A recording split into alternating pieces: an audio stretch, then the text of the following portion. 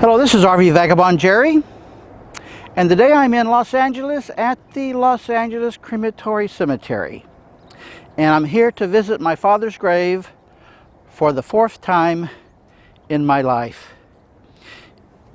It's a very interesting story with my father and me going back to 1950.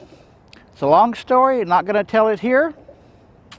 And his death is also very interesting, which I'm not going to go into the details of either, which is kind of a sad thing. But in this video, I'm going to show you his grave and tell you about a little bit about the process of the way Los Angeles cremates people and holds their ashes, allows people to come pick them up, and if they don't, then they bury them in a mass grave here in this cemetery. So let me show you around, tell you a little bit about it. There's where it's located, and there are the hours. So let's go in the gates and I'll show you around. They do have a chapel here at the crematory, which I guess you can use for services. There's a casket here on wheels. Don't know if there's anybody in it, and they have a piano or organ. So I'm going to show you in the book where the name is, and we don't want to see the other names here. So 4718 Dixon Stanley Henry. 4819 is the date of birth, 100 years ago. 2289 is the date of death. And across the line here it says parked auto is where the death occurred. 12500 Culver Boulevard, where I have been to see it. His name is actually wrong everywhere except on the birth certificate and the death certificate. On the death certificate the birth certificate is the only place where it's right. Henry Mason Stanley Dixon Jr.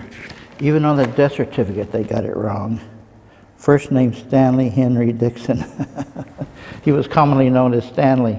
So this is a really thick book, and this is just the 1989 book.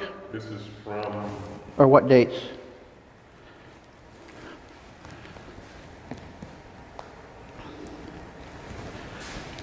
(1987) to about 1995. 1987 to 95. And the 1989 grave you have out there, how many people have the ashes in that one grave in 1989?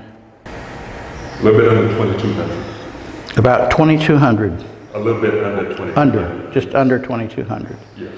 Okay, thank you. So this is my father's gravesite. And I was first here in 2002. And at that time, the only marker here was this one that says 1989. And that is the date of cremation. He died in February of 1989, was cremated later that year. The burial took place in 1993. The man told me that they hold the cremated remains for 4 years to give people time to come and claim them before they're put in a mass grave. And he told me that in this grave there are the ashes of 1,962 people.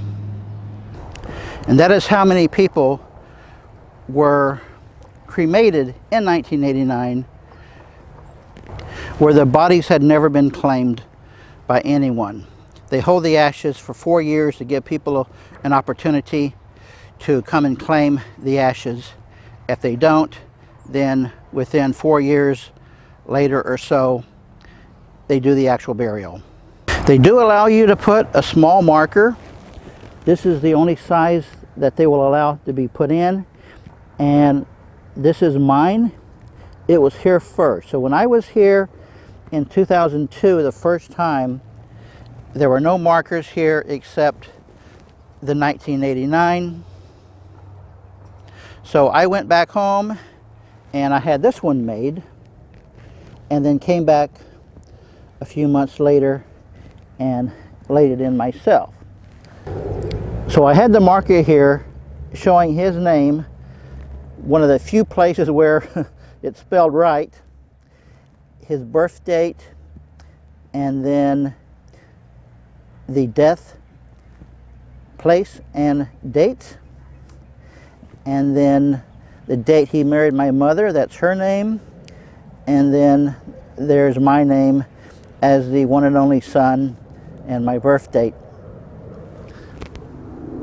So sometime later, someone else came by and laid a stone for this person, and then someone else came by and laid a stone for this person. And as you can see, some people have done much more by putting in artificial flowers. There's some more over here. This is 1991, that has 4 markers. And 1992, only one person out of maybe 1,500 to 2,000 people buried here came and actually laid a marker for their deceased loved one. This is 1993, 1991, only one marker. And you can see here people have placed all sorts of flowers and things. This one has a little toy that might have been a boy, or something significant about these things that they've placed there. So they will allow you to do that. And here, of all the people cremated in 1998, nobody ever came back to place any kind of name marker. Here's 1999. Year 2000 has some interesting things here. There's a little scarecrow, and whatever these are. Looks like someone's been here recently, because this is late October and looks like they're decorating the graves for Halloween. How nice.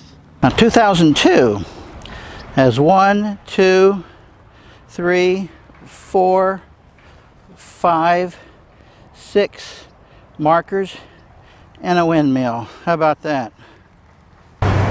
This is on Morena Street right here, and I just noticed there are several RVs parked here. I wonder how long they've been here. And there is a no parking sign there. But this is typical all over Los Angeles. RVs parked all over the place on the streets. Well, back to the cremation cemetery here. Right past this fence is the Evergreen Cemetery. And right here is 1961, which is the first year they started putting mass graves here of people who are cremated. It's got a nice, much larger than usual plaque.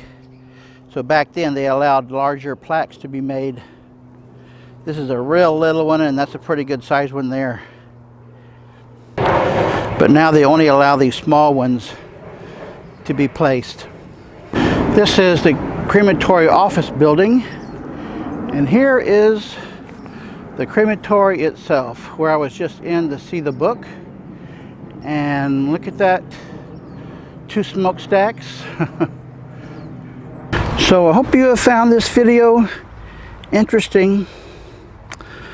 Good day, folks.